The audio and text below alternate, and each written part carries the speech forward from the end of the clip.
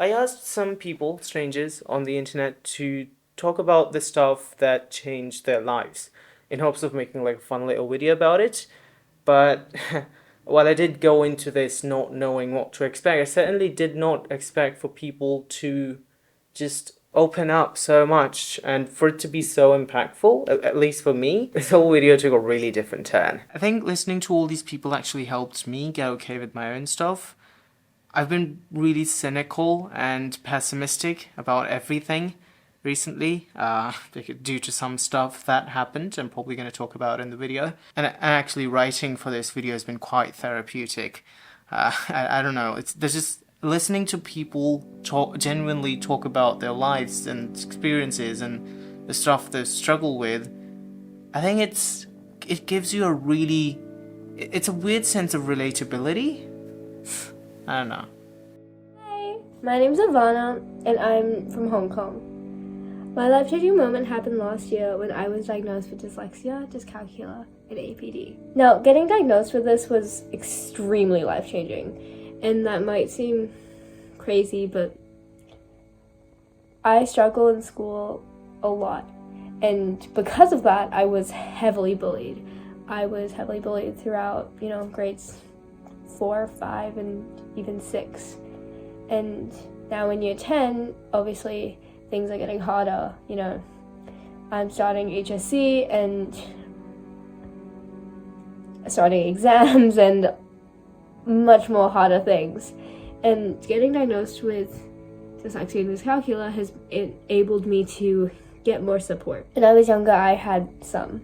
But I was always embarrassed that every morning I'd have to go to the LEC and get help reading and it was really embarrassing in a way. But now I'm able to look at my younger self and say, hey, you needed this. It really meant the world to me getting this diagnosis because I was able to understand why I process things slower, but also why I have trouble with it, why I needed more support, and it's helped me a lot, especially with school and just understanding that it's okay to have dyslexia, dyscalculia, and APD. It doesn't mean you're dumb. In fact, you're smart. You're smart just in your own ways. You thrive in your own areas, and don't care about what other people think. They're only doing that to make themselves feel better.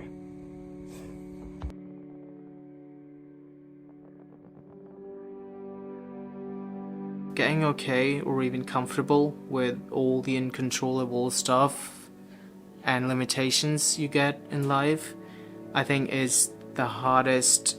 I thought I was okay with mine, but recently some stuff that affects my entire future in a huge way did not go as planned.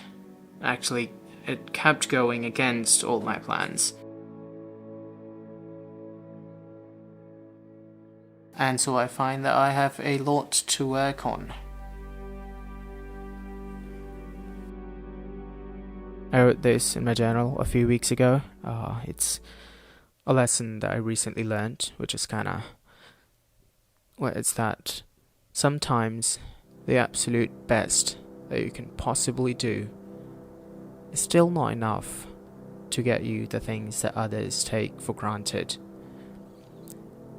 It sometimes just does come down to the things you cannot control. You just have to get with it and move on. It breaks you the first time you realize it and really feel it, every time you realize it. But then you realize that there are people who can't even imagine to want the things that you desire so much. And then you just feel like a prig. I don't know, it's kind of a depressing thought, maybe. Yeah. What I want to share is a quote. It says, "The best memories are the ones that we make without knowing that we're making memories." And I feel like I was kind of struggling with overwhelming myself with the thought of making memories for the future. And I was doing it to a point where I was not being able to live the moment or be present because I was too busy capturing it, whether that's on camera or by journaling it. I read this thing somewhere that at some point in your life was the last time that your parents picked you up and carried you in their arms to then put you back down for the last time ever. I don't know, it's kind of an interesting thought. Makes you want to be more aware of and appreciate the stuff that's going on right now, even in your dull and stagnant life. Hello everyone, good morning. I'm Cristina, 28 years old from Venice, Italy. So for today, my lesson that I've learned so far is that no matter how hard you try, sometimes in life there are things that are out of your control. You just have to let them be, let them happen, and do the best that you can with what you have. To just make the best of the situation. Okay, maybe this is a wild coincidence that almost all of these clips relate to some of the most prominent things I'm going through right now. Or maybe our struggles and, change and growth isn't that different after all. I had this thought a while ago that everything is temporary and nothing is, permanent, including all your bad times. Now, I'm not saying that, it all always works out in the end, or it's all a part of a bigger plan. I think shit happens. Sometimes it works out. If it does, you're lucky. But most of the times, it kind of stays the same, but we just get okay with it. It sounds kind of like a pessimistic view, but it's not really. It's a very normal thing. It happens all the time. I think hope is such an important thing. I know I'm going a bit cliche here, but when you really do think about it like that, then hope is the only thing that keeps us going, and the thing that keeps us believing against all the odds. And what's my point here with all this? I have no idea. Let's move on. Hello guys, I'm Sufia and I'm from Pakistan. So my life-changing moment happened about a year ago when I was in 5th grade. When I joined my new school, when I was in 2nd grade and I joined my new school, I met a girl and we were like kind of friends and enemies. And so this continued till the 5th grade. The 5th grade we were like, okay, let's give up the enemies, just be friends.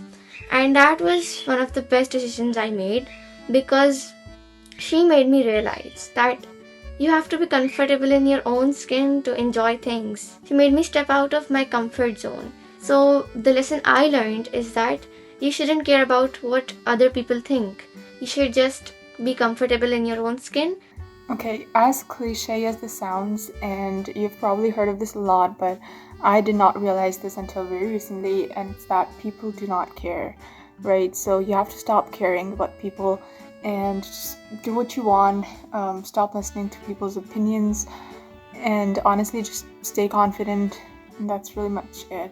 Hey everybody, my name is Ruben. I am a full-time traveler. I'm originally from the Netherlands, and one thing that I've learned from traveling is that I'm a huge product of where I'm coming from. And to be honest, before I started traveling, I thought the world was one big scary place, with some countries never being on my list of something that I would potentially visit. Now I am about to go to Pakistan, Afghanistan, Tajikistan, Uzbekistan. And what I've learned is that even though we maybe look different, skin color, we might have different religion, we're all kind of the same. We're all figuring out life. And if you treat people positively, if you show a little bit of interest in their culture, I think the world is a beautiful place. And people are really not as bad as you might think. I hitchhike, I couch surf, which means that I stay at people's places that I've never met. And all of the experiences have been amazing.